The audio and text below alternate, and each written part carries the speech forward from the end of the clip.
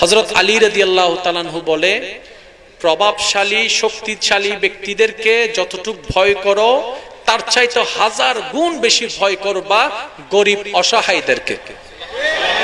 এই কথা শুনে প্রশ্নকারী প্রশ্ন করে, হুজুর এটা আবার কেমন কথা? সবাই তো প্রভাবশালীদেরকে ভয় পায়, ধনীদেরকে ভয় পায়, আপনি বললেন গরিব মিসকিনকে অসহায়কে ভয় পাইতে, কেন বললেন? কথাটা মাহাত্ম তো বুঝলাম না।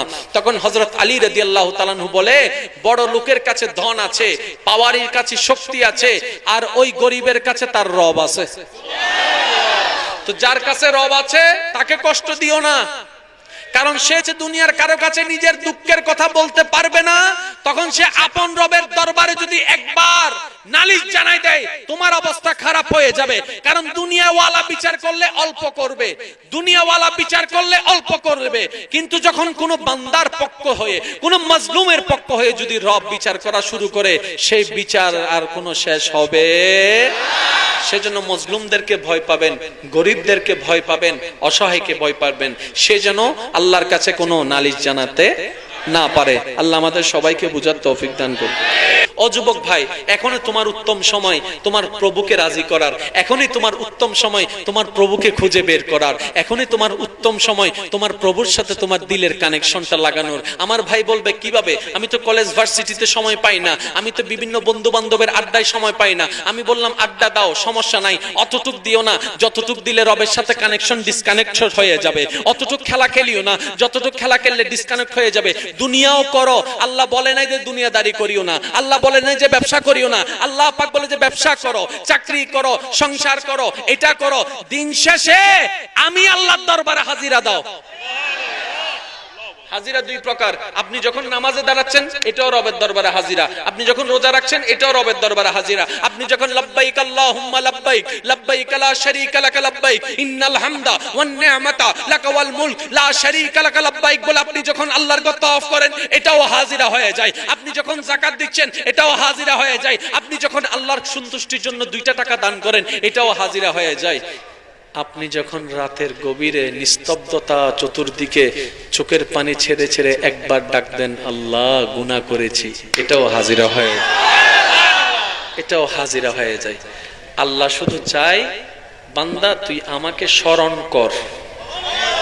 চোখ আমাদের, হাত আমাদের, পা আমাদের, হাড় আমাদের, কান আমাদের, নাক আমাদের, মা আমাদের, বাবা আমাদের, বন্ধু আমাদের, বউ আমাদের, স্বামী আমাদের, নবী আমাদের। এবার সেই নবীর জন্য আপনার কি করা দরকার, কদ্দুর করা দরকার, সেই নবীকে কদ্দুর ভালোবাসা দরকার আপনার বিবেকের উপর ছেড়ে দিলাম। যদি বিবেকবান হন তাহলে আপনি নিজেকে প্রশ্ন করবেন, সামান্য এক বেলা খাওয়ানোর কারণে তার প্রতি আমি কতটুকু অনার ছিলাম, যে আমাকে বিদেশের ভিসা দিয়েছে তার প্রতি আমি কতটুকু অনার ছিলাম। এবার দেখেন আপনার নবী আপনার উপর কতটুকু দয়া করেছে।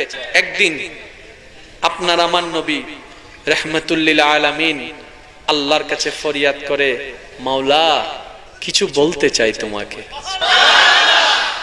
আল্লাহ পাক বলে, হাবিব বলেন না। বলে যে আল্লাহ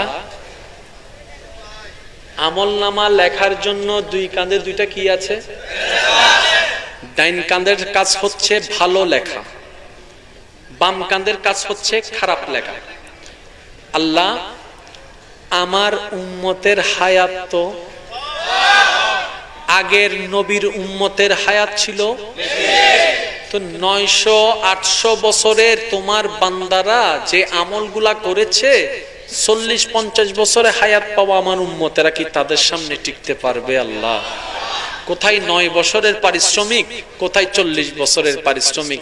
আল্লাহ আমার উম্মতের তো হায়াত কমে গেল, আল্লাহ কিছু একটা করো না, না হয় তারা তো অন্য উম্মতের সামনে লজ্জিত হয়ে যাবে, কারণ সবাই তাদের সামনে সওয়াবের বাহাদুরি দেখাবে, এই দেখো পাহাড় পরিমাণ সওয়াব এনেছি। সেদিন আমার উম্মতরা বলবে, আল্লাহ গো যদি আমরাও 900 বছর হায়াত পাইতাম আমরাও আনতে পারতাম, আমরা 800 বছর হায়াত পাইতাম আমরাও এমন সওয়াবের পাহাড় আনতে পারতাম। নবী রাহমাতুল লিল আলামিন আলামিন আল্লাহকে বলে, আল্লাহ আমার উম্মতদের জন্য কিছু একটা ব্যবস্থা করেন না। আল্লাহ পাক বলে, হাবিব আপনি মন ছোট করছেন কেন? আপনার উম্মত এগুলো তা আমার, আপনার উম্মত এগুলো তা আমার বান্দা, আপনি চিন্তা করেন না। নিসবত আপনার সাথে লেগেছে না, আমি তাদেরকে দাম দিই না, আপনার কারণে আমি তাদেরকে দাম দিই। আল্লাহ তুমি কি করবা? আল্লাহ পাক বলে, আমি সংবিধান পাল্টাই দিচ্ছি। আল্লাহ কি সংবিধান পাল্টাই দিবা? বলে যে আপনার উম্মতের হায়াত কম, আগের যুগের উম্মতের হায়াত বেশি। তারা এই 900 বছর হায়াতে যা অর্জন করেছে, আমি আপনার উম্মতের সবকে আনলিমিটেড ঘোষণা করে দিলাম, আনলিমিটেড ঘোষণা করে দিলাম।